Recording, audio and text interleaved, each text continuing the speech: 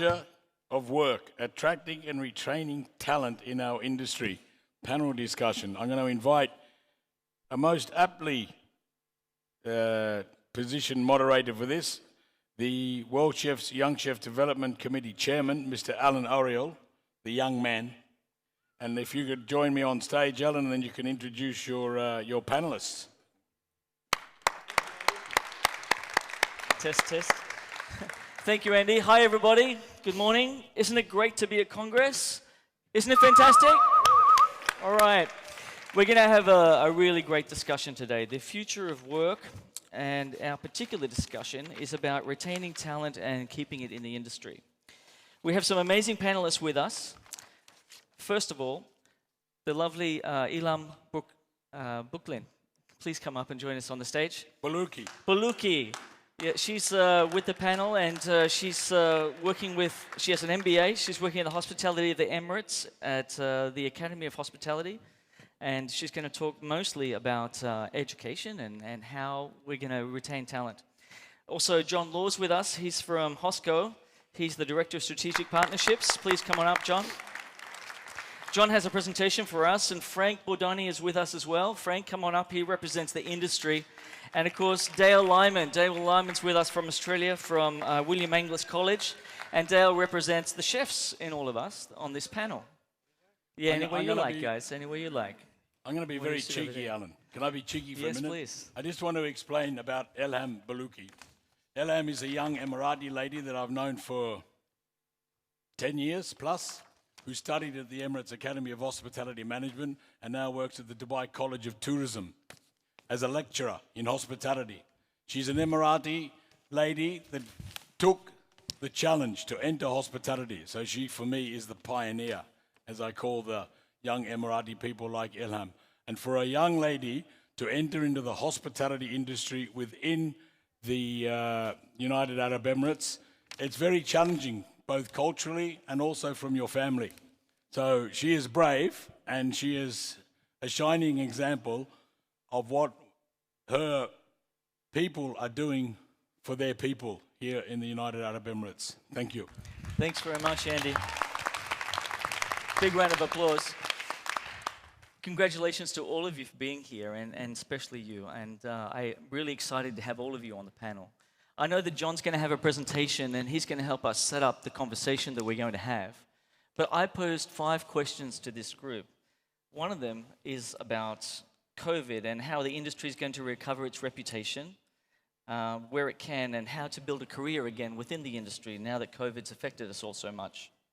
The second question was, how does the career path look now after COVID, or even 10 years ago? Is it still a straight line? Is it zigzagging? I'm going to hear what the panelists have to say, and I'm sure they have some really amazing insights for us all. Some other questions that we're going to cover is going to be, what are the new hot buttons to retain talent? Because that's what this conversation is about. How do we retain talent? How do we keep them in the industry? How do we attract them to the industry? And then certainly, how does industry need to flex, and what tools do we need? And so we're going to have some great conversations about that. But John, I think we should start with you a little bit. Why don't you tell us a little bit more about yourself for those folks who don't know of you, and then you can have your presentation. Sure, we good? Okay. Yeah, pleasure to be here, Alan. I am the Director of Strategic Partnerships and Innovation for HOSCO. To put it in simple terms, HOSCO is like a LinkedIn for hospitality. Right. Actually, my CEO hates when I say that, but it's the easiest way to understand it. Yeah, we've created a network that has hospitality students, alumni, and professionals, of which number around 1.5 million in this platform. And we connect them with employers. So our main function is to help these talents find a job, find a connection, and find learning. All right, very good. Thank you very much. John, Frank, what about you? Tell us a little bit about your industry and the company that you work for. Hi, that's it. Okay, so I work for Shire, and we're a big, obviously, employer in this industry.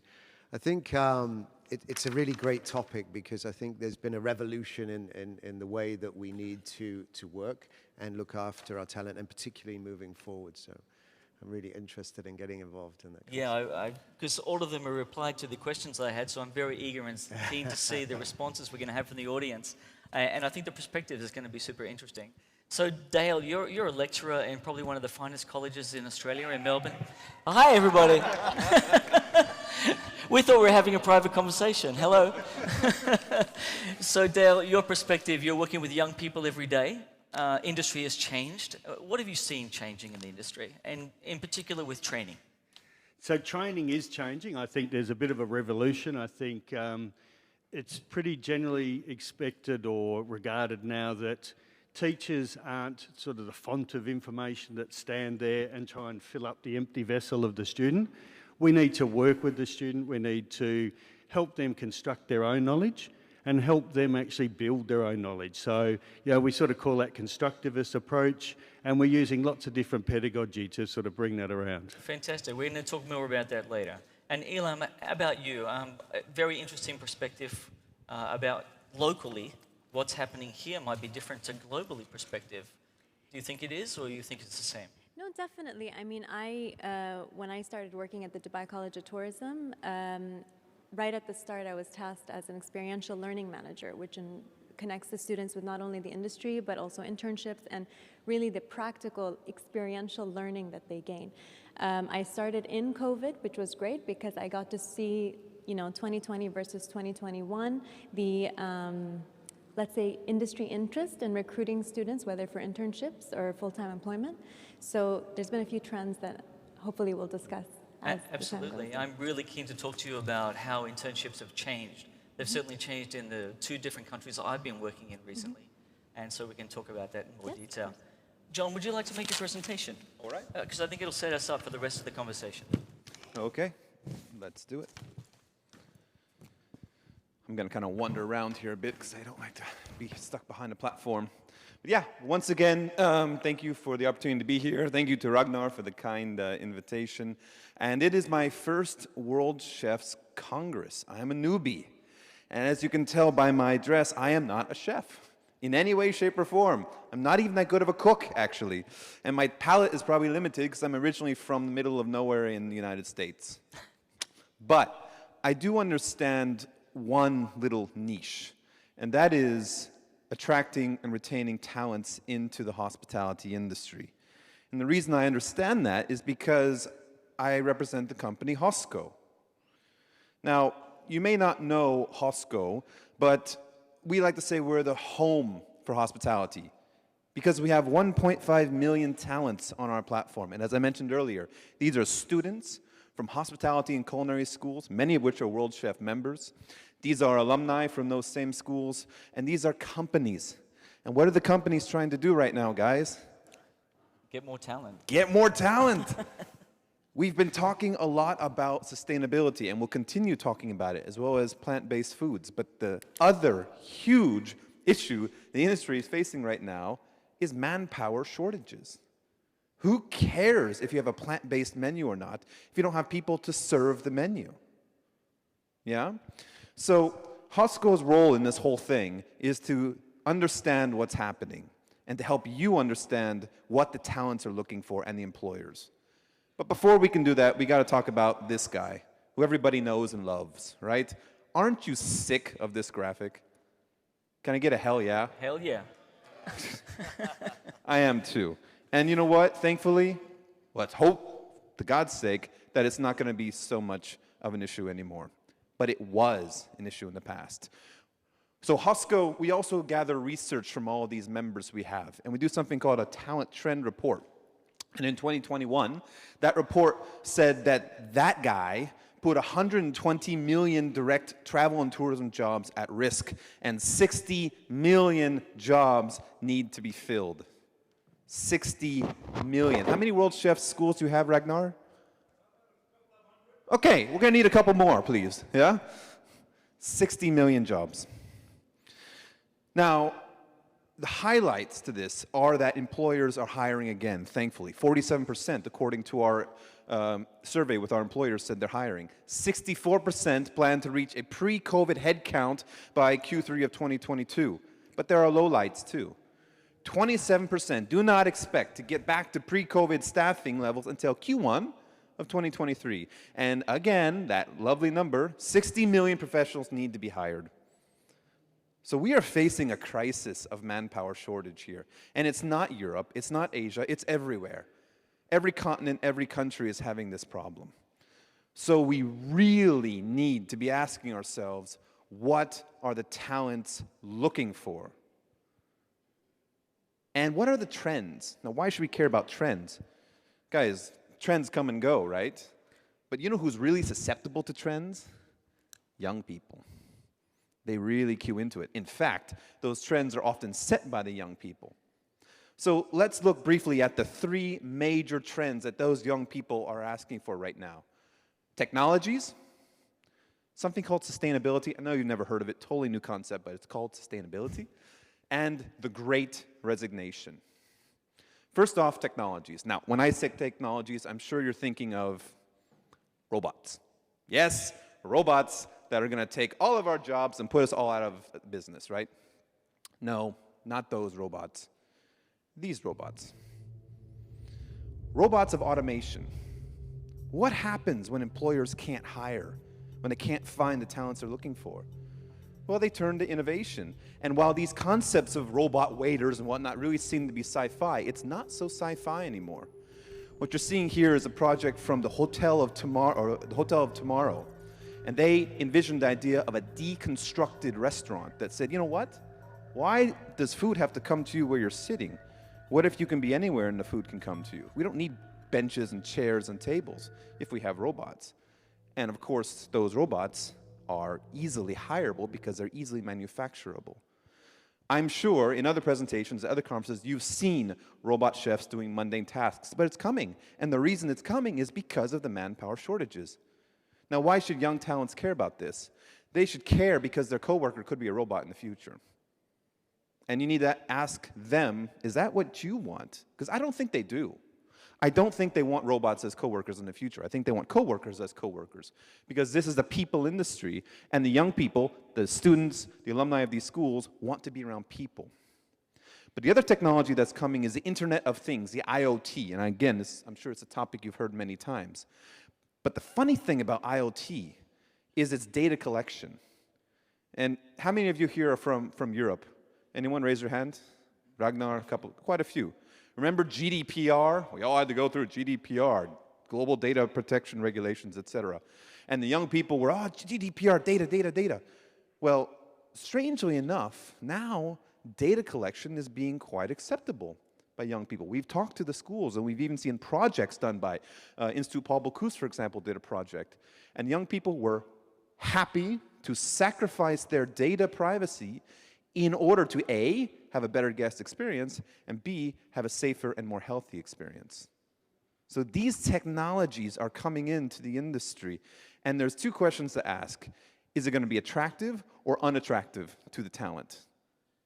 Is it going to be something where you are going to say, you know what, we actually use a data collection policy to enhance the guest experience? Is that going to be attractive or unattractive?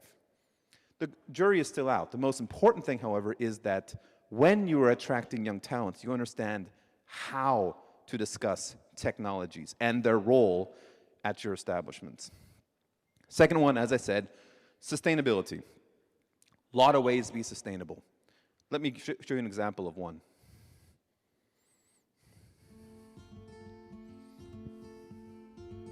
There's a shift in consumer demand that's already underway.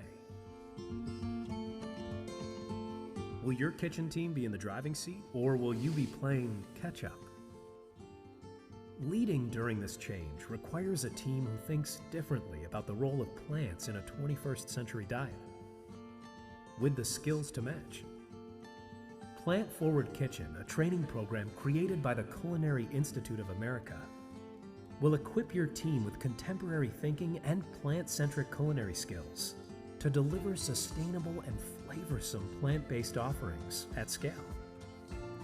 19 courses deliver interactive learning to cooks and chefs on any device and in multiple languages.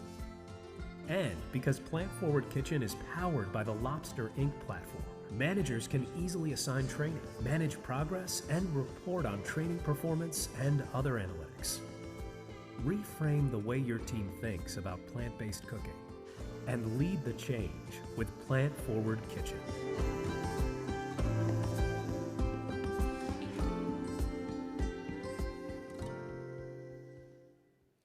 So the reason I find this interesting is, one, it's an initiative of HOSCO. We are now working with Lobster Inc. to bring these world-class online industry trainings that are used by Marriott's and Hilton's and Hyatt's and all the big guys to the small guys. And the small guys include schools, as well as small and medium-sized businesses. And why are we doing that? Well, yes, of course, we are also buying into the trend of sustainability, which I do honestly believe in. And, you know, I attended the Upfield exhibition, and I get it. The CO2 emission thing, I get it. But you know what we also need to think about is that's a trend that young people are attracted to.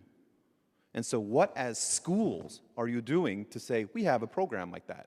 And what as employers are you saying, we have an employer like that, and program like that? The reason why that program was created, it was done with Google.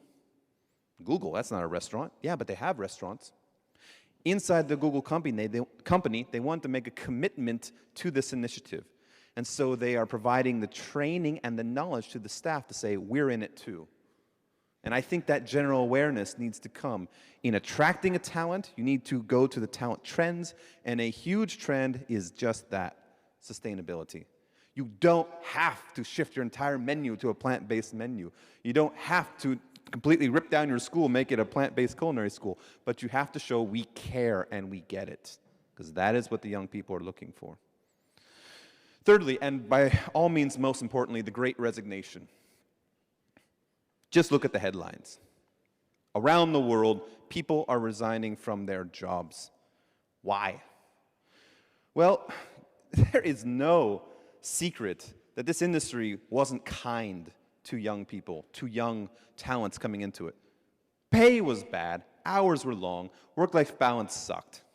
This is not new. I remember going to conferences 10 years ago, the same topic was happening. But you know what? Now they say enough is enough, and I have options. The competition for a hotel or restaurant is now Amazon. When was that the case before? And why? Because they addressed the things that we didn't. But now we are. There is proof of this change happening. Hilton did a partner with Guild Education so that all the people in their companies could get training not related to their job, but to any other upskilling that they needed. We worked with Preferred Hotels to bring Lobster Inc. into them, again, the small, medium-sized business model. IHG has a new MyFlex. I know we have a lot of Australian colleagues here. You probably know about that, where you can work in a hotel here, here, or here. You pick your position, you pick your time, and you can still be a full-time employee. And there are some, even hotels and restaurants are moving to 4-day work shifts for chefs. So what do we expect? What's finally happening is the value proposition to young people is improving. And this is, Alan, is probably the majority of our discussion. The value proposition. What do they want and what are we offering? Are salaries improving? Yes. Should they have improved a long time ago? You bet they should have. But now, out of necessity, not just nicety, they are. Yeah? It doesn't mean you need to change your business structure entirely. It doesn't mean you need to change your industry entirely. It just means you need to listen and make it visible that you care. Change isn't coming. Change is here for the young people. They want to see that you're forward-thinking by adopting technologies. They want to see that you are thinking about the world by adopting some sustainability practices. And they want to know they're going to get a fair shake at a job in this industry. That's our take on it. But let's see what the others have to say. Thank you very much.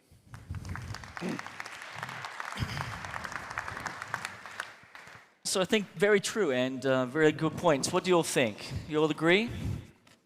Yes? How many people in the room, because we can see all of you as well, how many people in the room here are hiring right now and finding it difficult? Yeah, that's what we thought. That's what we thought. You know, it's very tough. And so that's why we're going to have a conversation about this. So it's not just about what employers are doing. Of course, they have the lion's share. I think we can all agree on that. But I think from an educational perspective, you know, and I'll start with you, Ella. What do you think is the difference that we need to make, the change we need to make to both attract and retain people to our industry? Honestly, I think we could have stopped at your presentation because it was pretty much what I was, you know, I loved hearing that because that's what I see. When I started in the industry, I'm a millennial. And so it was like unfortunate to be a millennial. And, you know, it's almost as if I was causing an inconvenience sometimes, Right. you know, because millennials don't get it, Gen Z don't get it. That's the general approach of, you know, when you're sitting in interviews and things like that, that's what you hear. And I know that the students at our college or any other college hear similar, let's say, like the perception is the same. So definitely the change is here. I find more and more students, and specifically in culinary, willing to work with standalone restaurants because they're part of that change, as opposed to working in chains. They feel like they're more welcome. They find that the trend in those restaurants is that, well, you are appreciated. There are certain hours that they could stick to, and actually they like the trends that they follow, that the Gen Zs or millennials follow. Yeah, sure. I think that's entirely true. But at the same time, as John just pointed out in his presentation, hotel groups are now changing. They're realizing, and people are not saying now, or in my perspective, people are not saying now, oh, Gen Z don't get it. We have to understand them. They are the future. 100%. And I think as an industry, we are the ones who need to flex and change and adapt. I can add to that. So for example, in our college, we offer a diploma program for culinary. And part of that, they have to work, so basically they do 1 day practical and 1 day theory, and then they work the rest of the week, and that goes on for a year. And the whole purpose is experiential learning. So you apply what you learn into the industry. We had about 6 students who graduated from the certificate program to go into diploma. And it was extremely difficult just last year to convince employers that this is a good structure. They're available on the weekends when you're busy. Your staff themselves as well can get some time to rest because you'll have extra hands. They're on student visas. You pay them what you would pay an intern. So there are lots of benefits to it. But what we found is some students were either pushed to drop out of their education or had to stop halfway and find other employers that could take them, because it seemed as if in the industry that there was a little bit of, let's say they weren't ready for that kind of structure. Yeah. Do you think that they're changing, Dale, in your perspective, in Australia, for example? Yeah, well, we're certainly trying to change. We're really working with industry. We have lots of industry advisory boards and lots of industry engagement so that we understand what industry wants. But I think the other side to that also is working with Gen Z and finding out what they want. We know pretty well what they want. They want flexibility, they're entrepreneurial.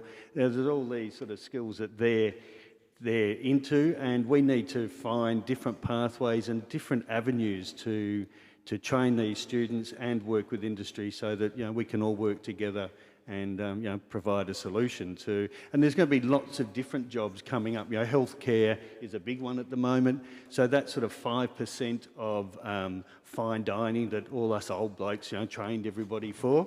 We need to change that. We need to know that there's going to be lots of different jobs, and some jobs we don't even understand yet. We don't know what they are. They're going to be very different. Yeah. So, Frank, internships and apprenticeships, are they dead in the water or are they coming back?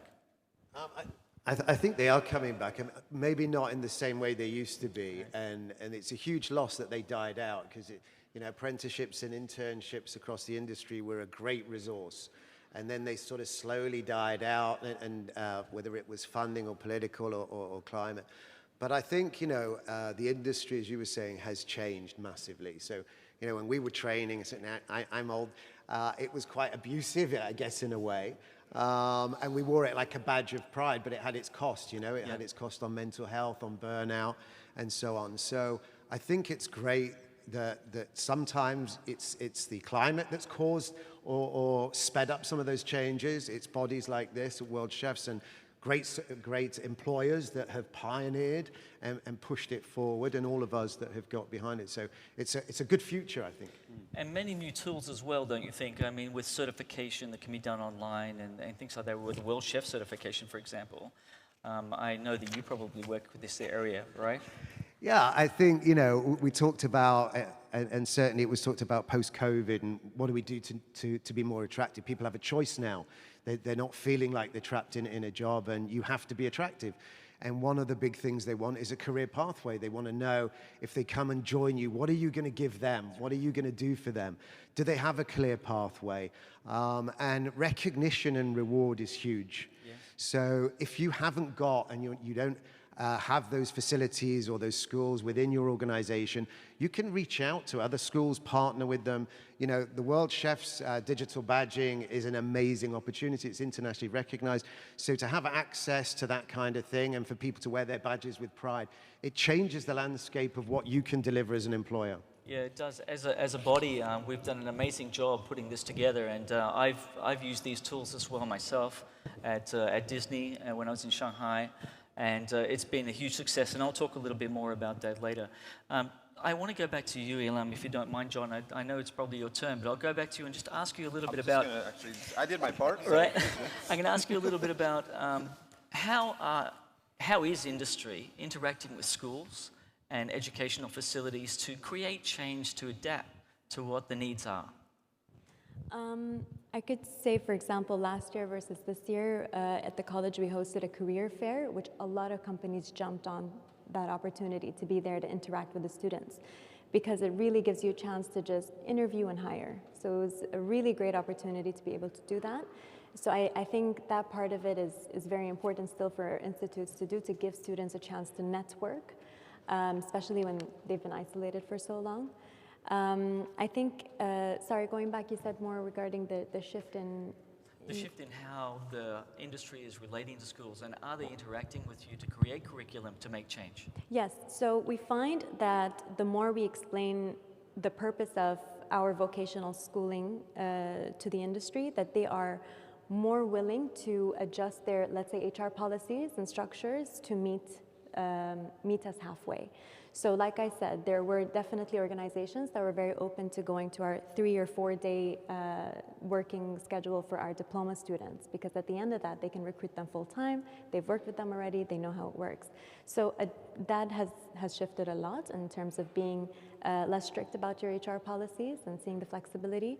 I think also because in the UAE, we have now launched a program where anyone over the age of 15 can start working, and they usually work in areas like restaurants and cafes and so on. So it has, let's say, given new light to interns. So there's been more of a need for interns to join the industry, and they're looking at it like from a different light. Sure. Yeah. So John, let me ask you the opposite question. How is schools adapting to what industry is looking for, and what is industry asking for from schools? Change your model. Yeah. Does it take 4 years to create a chef? You're asking the wrong person, John. It takes longer. Does it create 4 years to give someone the fundamentals to enter the industry as a chef? No. No. Why is it a 4-year school? Why is it not a 3-year school, a 2-year school, a 6-month school? If the demand is astronomical, then we need to produce the supply that can be quickly put into the industry. And understand that not all those supply want to be top chef. There are a lot of people on the lowest rung of the economic ladder who just want to support their families, and maybe on a secondary level in Maslow's hierarchy have self-actualization. But first, it's just supporting their families in many ways. You know, our company is in Barcelona. We have huge immigrant populations in Barcelona. A lot of them come from Colombia, from Brazil, from Peru, and many of them could never afford the culinary schools and the hotel schools around Spain or Barcelona, or for God's sake, Switzerland or whatever. But they're needed, and they want. The ironic thing, we're talking about attracting and retaining talent. They want to work, but there's a barrier to work. So what I'm saying is that to meet the supply demand, the schools need to run micro courses, short courses, not producing the Michelin chefs that they all want to put in their programs, but producing the real workforce of the industry. There can be that program for the Michelin chefs, I get it, but there has to be the other side too, on the micro level. Yeah, I think that's a really important point, because we do need the hands, we do need the people working in the industry, and not everyone's a super chef. We don't need a whole brigade of them. We need people still to do the cutting, right? So, and to do the butchery and the garde-manger. But I think that's a really good point. But at the same time, we did dilute what we were doing at the other end of the scale, and that was to train good chefs. And so both things need to happen and meet in the middle. Would you agree? Yeah, to a certain extent. I think also we need to change, the way we think, and we need to build in the 21st century skills, so the collaboration and all these things that are going to come up in the future. That I agree with John that, you know, we don't need to put them through a 4-year course. It's taken me a long time to come to that conclusion, because as an old school chef, we kept fighting and fighting against management. The other one is streaming, the dirty word streaming. I believe for a long, long time we should be streaming our students, but you can't get management to agree to that because they think that's a dirty word. But we should be, you know, the fine dining chef should be doing this course. The guys that are doing in a commissary kitchen or a dark kitchen or all these other things that are coming up, they only need to cut and organise and prepare food. So they don't really need the specialised skills. So I believe personally streaming is a good way to go, but how we bring that in is a tough one. So young people are also not just thinking about those culinary skills, though. They're thinking about, they want to have creative thinking. They want to have management skills, people problem-solving skills. You know, are we teaching those things? Definitely. I mean, I think what you're saying is correct. I mean, that's why vocational schools are kind of the backbone of this. It's important to have an outlet that, okay, I learned my fundamentals in the first year, I did an internship, and now I'm ready to join the industry. And you don't have to come back to do a diploma. You don't have to go through the advanced diploma and then look for pathways. As long as you feel like you've gotten the experience and then you work for, let's say, said Michelin star chef, or even just anywhere in the industry, and you feel like, okay, now I can get on with my career. And what the college can also do on the other side is teach you interview skills, teach you how to create a portfolio where you can really showcase what you do for employers, and giving you those soft skills to help you with time management and planning and all these stuff to, let's say, up to supervisory level. Yeah, we certainly didn't get that in college when we were boys. So. I'm going to be a bit controversial. I think you need to have a platform that puts culinary at the top, at the highest level. It needs to be aspirational, it needs to be inspirational. You know, we worked very hard on our technical understanding, knowledge, skills, and abilities, and we should never devalue that. Yes, you're going to get people that might come into the industry because they need a job and they just want a wage check at the end of the week. We get that. What I've found is that there are still a percentage of those people that once they see opportunity and they see a real ladder, and a real pathway, they go, hey, you know what? I actually love what I do. I want to be better, and I want to see where this can go. It might not have been their initial interest for that job, but it's a realization, it's an opportunity. Absolutely. And I think that it's not just about, it's about attracting talent as well. So we have to interview people. We have to orientate them into their jobs. How is orientation changing in the workplace, do you think? John, maybe I can ask you that. You're not in control anymore. They are. Simple. You don't say, what are you going to do for me? It's, how can you, how can I convince you to come to me? And that's why I say, for example, if you go to a website of, almost any restaurant or any hotel in the world, how hard is it to find the job section? Scroll to the bottom, get on your glasses, and down there it says career opportunities. Right. And then when you look at there, it says, we want you to come to us. It's horrible corporate branding. We believe in you. Yeah. Right. There has to be an equal focus on the talent and on the guest. And that has not happened. I believe that the guests will appreciate the restaurants and the hotels even more when they see that focus on talent. That's an interesting perspective. What do you think? It is, yeah. I think companies do need to find a way to be an employer of choice or get known to be an employer of choice, however they may choose to do that. As you say, you've got to attract those people, and people are making choices on, why should I go and work for you anymore? Yeah. What are you going to offer me? What's your culture? What's your opportunities? And I think it's a holistic approach that companies need to take, because they need to cater for the whole welfare of people if they want to attract them and they want them to come. And I think engaging, as you say, those little career things at the footnote of a website, they've got to engage on social media and in other platforms that reach the right people. And find interesting ways of doing that. Absolutely agreed. And what do you think, Dale? Yeah, I agree with both speakers. It's and I think what we need to do is, it's a hard industry. There's not much financial reward in it, in the beginning at least. And you know, we need to maybe tap into what are the intrinsic rewards that students can get out of it. And it might be being part of a team. It might be, you know, that what we worked for what they called passion, which generally meant working lots of hours for no money. But I think we need to really offer. It did, that's what it meant, right? That's what passion meant. I hate the word passion now. I think that's an excuse for an employer to make you work 60 hours for 30 hours pay. Yeah, but we need to, you know, find out what are the other rewards that people are getting out of this industry and how we can, you know, really sell those, I guess. So this afternoon in the next panel after lunch, we're going to have some young people on stage here with John, and they're going to give their perspective. So that's going to be really interesting to hear what they have to say. I can't wait to hear what they have to say after listening to us today.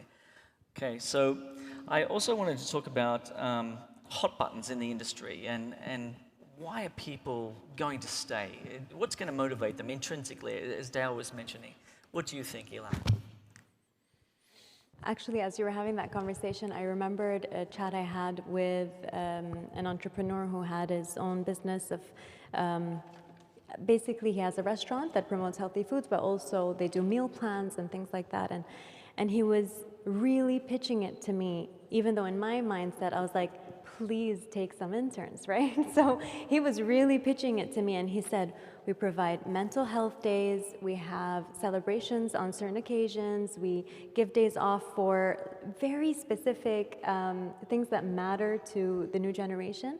And I thought that is so interesting how much certain places are bending over backwards to really attract and to say, look, we care about our chefs coming in. We want them to come in. They work this many hours and they get paid this much and they get this incentive. And if they bring somebody in for our meal plans, we'll give them an incentive. And I thought that was very interesting to see actually how much it's shifted. And I think for different companies, it's going to be different. You know, needs are going to be different. Employees' needs are going to be different. Mm-hmm. I know in my experience, in fact, Lynn, do we have a presentation that I can show? Yeah, let's just do this real quick, and I want to, because I have to wrap up. So I want to show you a little bit. This is Shanghai Disney Resort. I'm sure that some of you may recognize it. That's the culinary team there, and we had the privilege of building it. So this is the behind-the-scenes look before we built. But a long time before we built it, we have 46 outlets and 1,000 culinary people at that resort. And we realized very early on that we had to create a DNA that was going to work for us. We also knew that because Disney had never been there before, we'd have to do something very unique. No one's going to understand our business model anyway, so start from scratch, and that's exactly what we did. And long before the grand opening began, we had this idea that we had to build a DNA. Start from the very basics, and so we did that. And we worked with commis chefs, and we worked with demis, and we created chef de partie roles. And with Worldchefs' help, we created certification programs that led us to certifying people. And we did everything from training for plating and specifications. We had to build every single thing. Trainees and cooks were developed using 2 different streams, as Dale talked about, pastry as well as hot cooking. And then we created a role for CDPs so they could train and learn how to become supervisors. So over the next 2 or 3 years, we created this World Chef program. We graduated hundreds of trainees and commis through the World Chef program, which is fabulous. And they graduated one after the other in different groups. And so that was the beginning of a resort that had nothing to begin with, and then moved on and trained everybody up from fast food. Of course, a little bit Mickey there. Okay. Chinese cuisine, of course, was the main fare all throughout, and we used all 8 major cuisines in China, and then as well as fine dining on the resort. And so we had everything, and the whole team worked really hard, and it was an incredible program. But what we realized is that we needed to have training programs with clear goals, as these folks have demonstrated, with measurable outcomes, because they yield results. So I implore all of you who have this kind of influence to work towards that. Now, a different kind of resort, this is Atlantis in the Bahamas, and it's currently where I am. I've moved from Shanghai Disney Resort. This is a legacy resort, 30-something years old, different problems, different categories. 37 restaurants and bars, a massive convention center, 1,200 rooms. Now, what are the different challenges? Why are they different? Now you have an established older workforce, heavily unionized, and very afraid of change. Why should we change? We've been doing this for a long time. How do we get these people motivated, right? How do we offer them those intrinsic changes, you know, and let them understand that there is something different to what they've been doing? And so we've begun to go back to basics. We created an 8-week program, so everyone that comes in has the same basic program. And then we have OJT cooks and trainees to baseline and establish ourselves. We've got CDPs, junior sous chefs, doing programs and development skills, and we've begun train the trainer for the leaders. So we're looking at every single level, and it's very different. It's very challenging to actually go into an older resort as opposed to starting a new one. That's been my experience so far. But the needs are still the same, is the point. You really need to work with what you've got. We're only 6 months in, but we're beginning to see the fruits of the labor improving. The food's certainly getting better. And although there are sharks and reefs everywhere, well, we must learn to navigate differently. We need the objective is the same, to provide training opportunities for our teams to grow. In the end, as governments pull back and short and privatized training is taking place within the sector, industry and operators struggle unless they take the largest role in OJT. Now, I use a 70-20-10 approach, so 10% exams and classroom, 20% is theoretical, and 70% is actually on-the-job training. And that seems to work well for me and my team, and it's a very common model. And that's how we're dealing with it. And we're seeing really positive results. So working with colleges and training institutions is vital, and the flexibility is key to build the DNA and to keep all the learning. So with that, I want to say thank you to the panel. Thank you to all of you folks for listening to us. And I hope you agree or disagree. We look forward to hearing your feedback. And this afternoon, the young people are going to be on and they're going to tell us what they think. So let's see what they say. Thank you. Thank you, ladies and gentlemen. Alan, panel, stay on stage. We'll quickly ask Ragnar Fredriksson to join us on stage to hand out the certificates. Shall we pull the chairs back? Unfortunately, our friends from the front row have had to run away to eat lunch. Unlike us, we're on a diet. I'd like a few country presidents to come and fill up the front tables. Whoever comes to sit up here, you never know, you might end up on the board one day. Come on, Senet, come and sit next to me here. Alex, where are you, Alex? Few country presidents, few people just to fill up the front row, please. Yeah? Thank you. We're going to move very swiftly into our last session for the last one.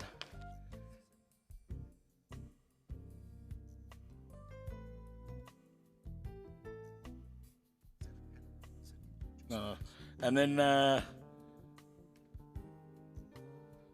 next panel is with John Law. Where's John? John, you're already up there. Where are you? Oh, that was Andy. Marcus is here. Christoph is there in his hat. Rebecca. Where is Rebecca?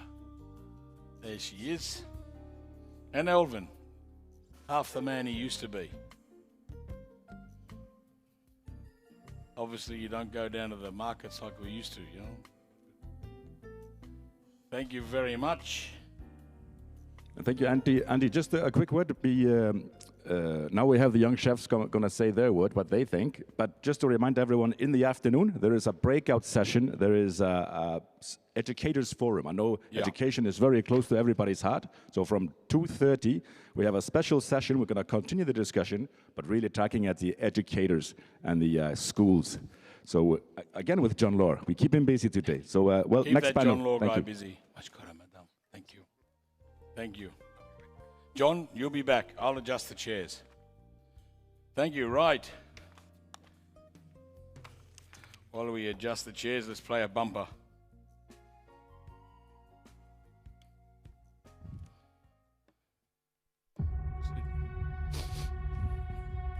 Five chairs in. One for the moderator. Move that one down a bit. Move that one around a bit. Look at that, perfect. Put a gap. Put a gap. There you go. Here we go.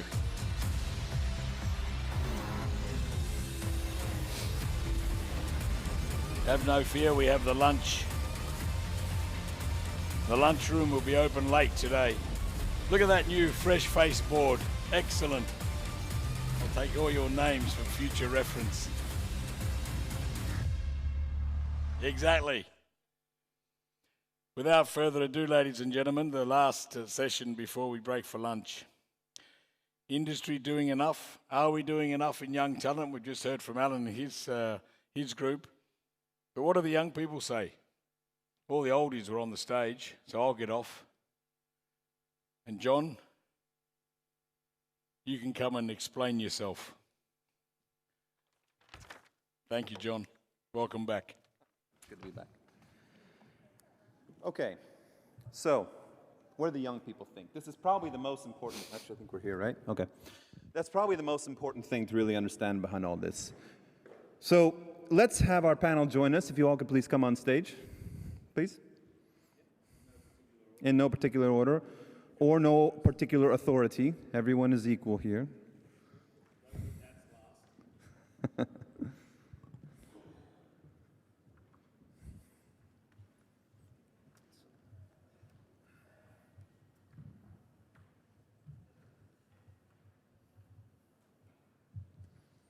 Okay, so, guys, girls, what did you think of the last discussion we just had?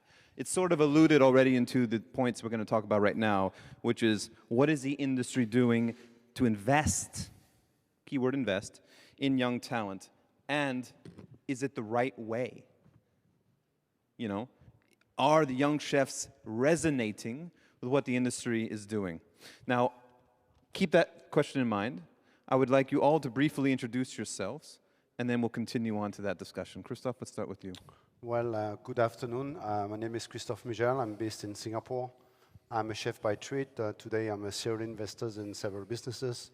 I still own a cooking school back in Vietnam, and we have also a manufacturing plant for kitchen utensil, consultancy arm, and training arm. Thank you, Christophe. Alvin? Hi, I'm Alvin. I'm from Singapore. Same, I'm a chef, currently running my own business. I'm also in the Young Chef Ambassador for the development team. Yeah. Thank you.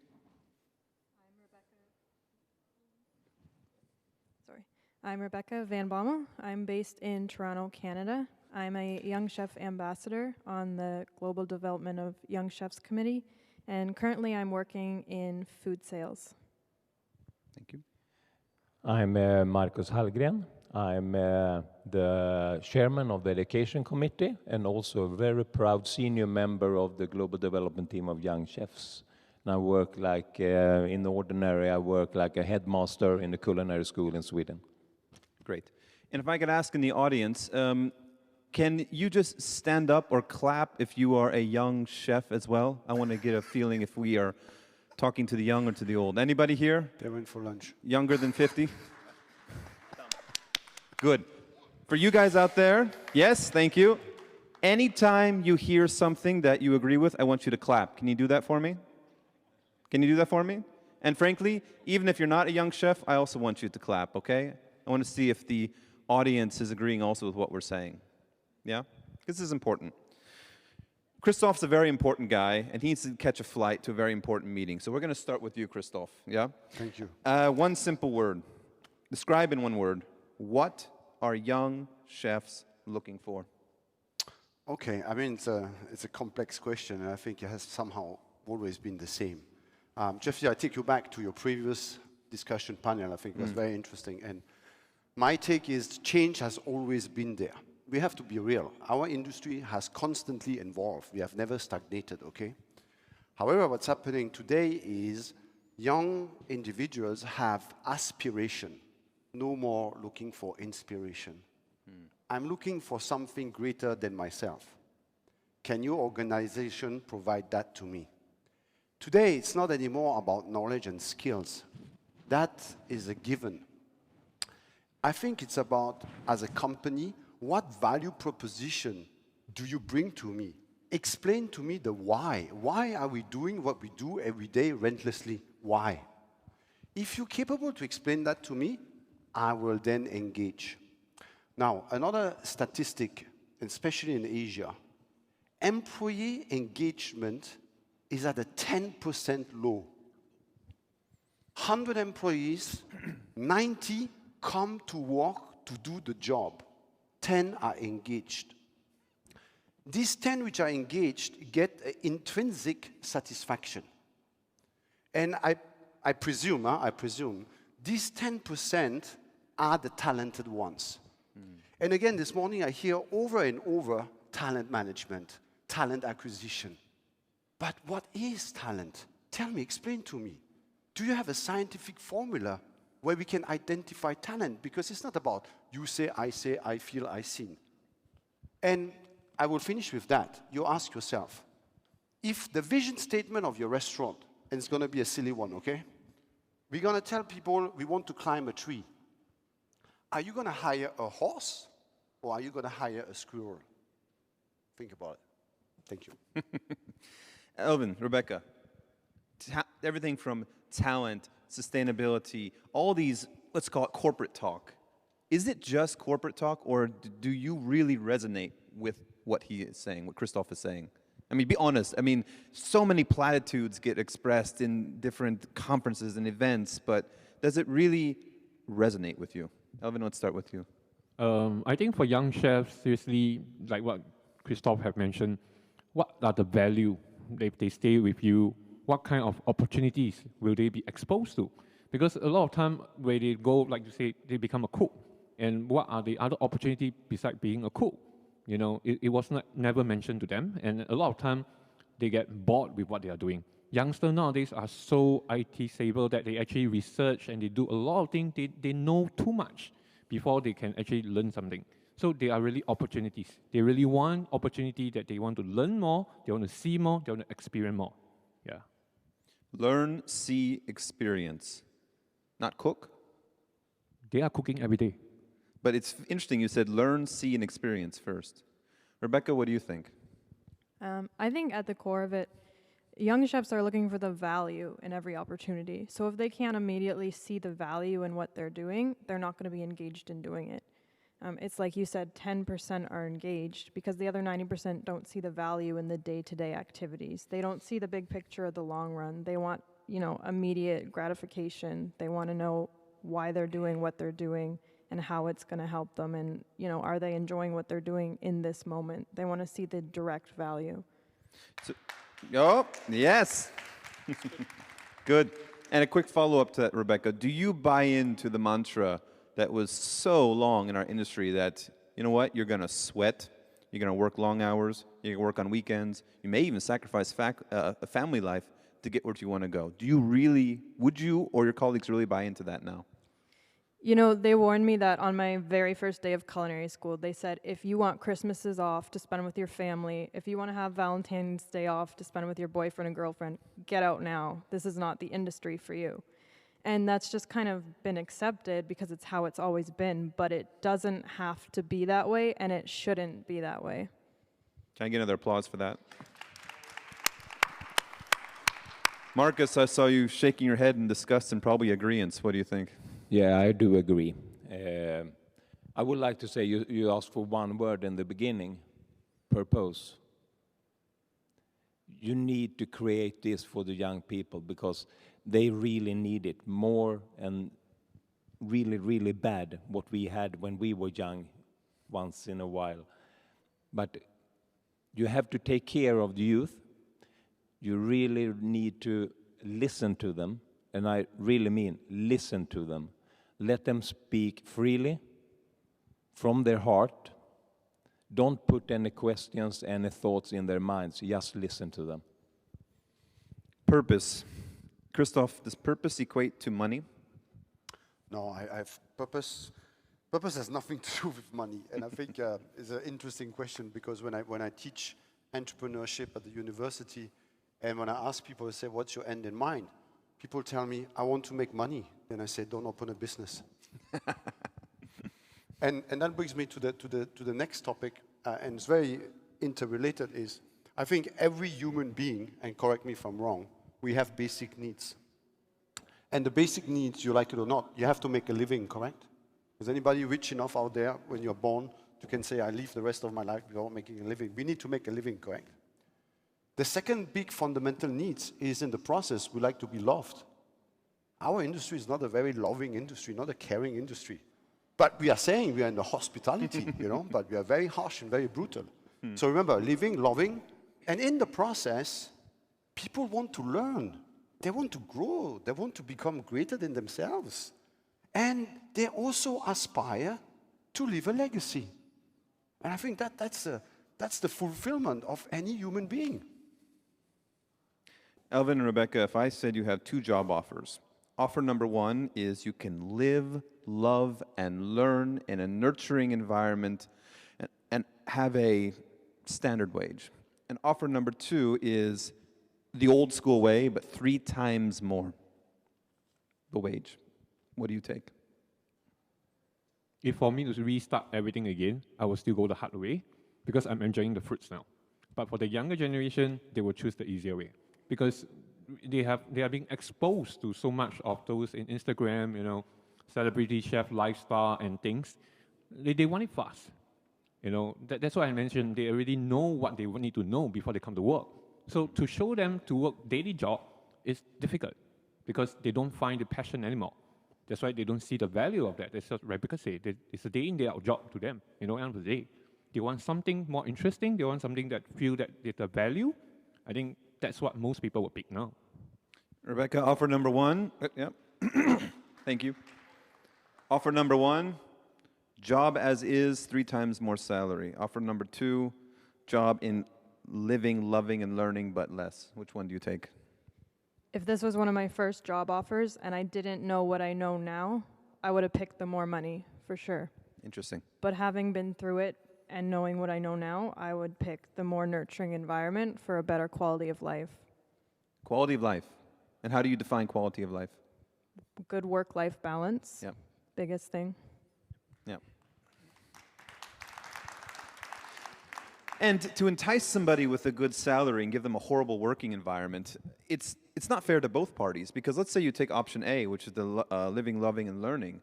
You are in a nurtured environment. You probably get connected with nurturing people, and the likelihood of having a job that's more than offer B was is probably quite high, yeah? Because you'll be nurtured, you'll be mentored, and you'll learn, and that might help build your entrepreneurial skills, which will allow you to launch your own company in the future, rather than being worked to the bone and burned out and leaving the industry. Yeah? Marcus, you're an educator, and you have a unique position in that you have a wonderful school in Sweden, as well as you're connected to hundreds of schools through a group called the AEHT, which are the Association of Vocational Schools in Europe. From an educator's point of view, when you hear all of these true interests, straight from the horse's mouth, as we say, how do you think that affects in the way you're educating young people? I think that when I was listening to the panel before us here, we really need to, in Sweden there are 3-year schools, and in many ways they are too long time. We need to be more effective, we need to be more modern, so we have the basic skills to provide the students. And I think that if we don't work with the head, with the mind, it's a mind game. In the end, for me, it's a mind game to get the right mindset for the work. But we really need to, as I said, listen to the young people, and we need to develop the education all the time. I see too many times there are educators, they are doing the same year after year after year, decade after decade. And that's, sadly, that's true. So we need to be more professional, and we would like to learn more, really learn more. When you are outside with practice with your students, when they send them away, I did it. I was at Heston, Blumenthal. I was working in the kitchen when my students were working also for a week. And then I developed myself as an educator. So that's very important also. And then we show that we are on the same level as educators than the students when we are with them at, for example, practice. Christoph, yeah, thank you. Christoph, you and I, before this discussion, we were having a chat. You mentioned a word that I love. Remember that word? Mm-hmm. Related to a certain period of time? What was it? All right, refresh my memory. Jurassic. Jurassic. Yeah, I love this. Jurassic. Tell me about our Jurassic industry. Well, Jurassic in the sense where, with what's happening right now, changes is so rapid and it's so available, it's so out there, then we have a hard time to react. And in many, many ways, in the past, when we used to say something, it stayed at that level. Today, when you start to claim things out there, the world knows about it, and if your actions cannot match your philosophy, your spirit, you have a disconnect. And that's where people disengage, and that's why I call it Jurassic. You know, this morning I made a presentation about hygiene to technology, and people still look at you and say, does it work? No, dude, I came here just to lie in your face. Of course it works. But you know what? People still love the fact that I've been using chemicals to wash my vegetables. Let's keep doing it. Why change? And change is actually the most difficult for any individual. So imagine for industry, Jurassic. And our industry, which already was at a titanic pace of movement. Yes. Yeah. Elvin and Rebecca, let's go back in time. You are choosing your study. Let's assume you don't choose hospitality or culinary. What do you choose and why? Well, you throw her the tough question first. Because I really only started with culinary.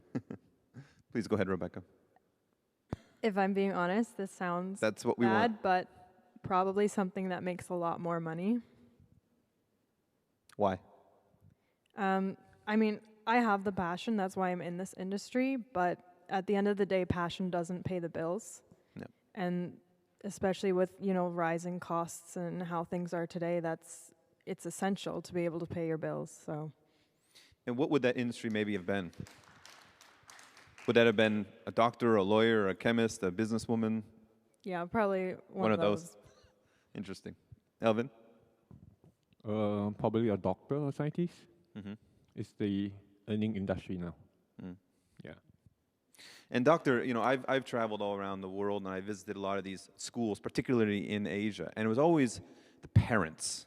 You had to get over the parents because my daughter is going to be a doctor or a lawyer, and it was so hard to convince them that hospitality is not being a receptionist or being a waiter, it's being a businessman or a businesswoman. It's the business of hospitality. And that is a very common thread that's used at a lot of the hotel schools also. But Marcus, do you think we're educating students to be businessmen and women with that understanding, or is it still vocational in a way? I think you need a little bit of both. I really do. We need to be more professional and work near the industry, the companies. But we also have the standards that are set for our schools. So we are on each feet on each plate. And we need to take that. And that's often a common thing when you talk to people in the restaurants and so on. They don't really understand how school is working because we have the government on us that we should do it in one way. Mm. And then the business want us to do it another way. I would like to find a way where you can talk to both and explain how it works and then start a path to the future. Finally, because I know we're already running on time and I don't want to keep you people from food, which is the worst thing a moderator can ever do, food and drink. Travel. This is a unique industry that can allow you to have a global career. On the Hosco end, we completely changed our motto to making hospitality an exciting journey. Would the ability to travel, this question is to you, Rebecca and Elvin, would the ability to travel, see the world, live in, let's say, 5 or 6 different places in a span of 10 years, would that be enough to take the job that wouldn't be as high in terms of salary as well as the work-life balance? I think nowadays the young chef, like I say, they really seek for opportunity, especially in Singapore. Actually, a lot of chefs or young chefs, basically, they want to go overseas. And a lot of them wanted to go to the Scandinavians, you know, they want to go to US because they want to experience something different that they can't get it at home. And that is something that really triggered this generation of young chefs because, like I say, they already know a lot. So for them to really understand it is to experience it by themselves. So traveling 10 years, I think is not an issue. You know, end of the day, like I say, they will rather experience it now and actually get that experience and actually do it and rather regret it later, you know, yeah. Rebecca? I mean, it definitely worked for me. I did my internship over in Ireland, and I was fully willing to accept that I could do it with no pay just for the experience. Luckily, I did get paid. But yeah, traveling's such a rewarding and valuable experience, and it's worth way more in its weight in pay. So I think absolutely that would entice young chefs. And Christoph and Marcus, do you think that could be our USP, our unique selling point to this career, is that it can give you a unique global mobility that being a doctor or being a lawyer or a chemist could not? Marcus, we start with you. Yeah, I really think so. I think that what World Chef provided is something fantastic, as you said, also the AHT organization in Europe. I think that it's really good. Yeah, Christoph? Yeah, I still believe that culinary arts is maybe one of the only major trade which enables a young individual to be able to travel the world. When you guys are saying you aspire doctors and lawyers, they're very restrictive, because when you graduate from a law school from a certain country and you want to migrate to the other side of the world, you have to start all over again. So I still believe that it has served me that purpose. I worked in almost every continent, and it has done me well. So yeah, I believe that it is a unique value proposition. But still, my major point is the hotel industry, the restaurant industry has to create purpose. If you do not create purpose, people will have no ambition or motivation to join you. And if you ask me, we run several restaurants across different countries. We don't have staff issues.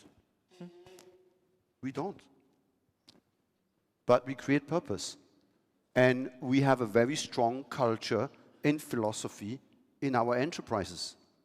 They are purpose-driven.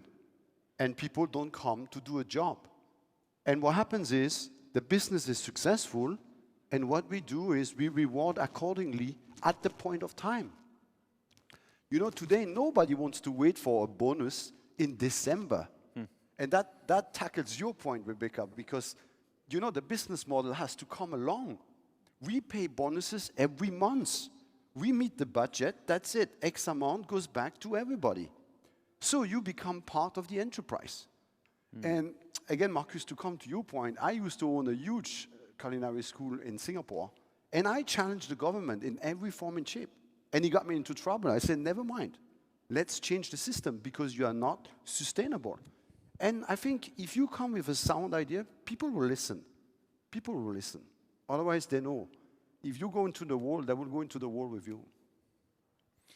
Yeah, yes. Clap, yeah, good.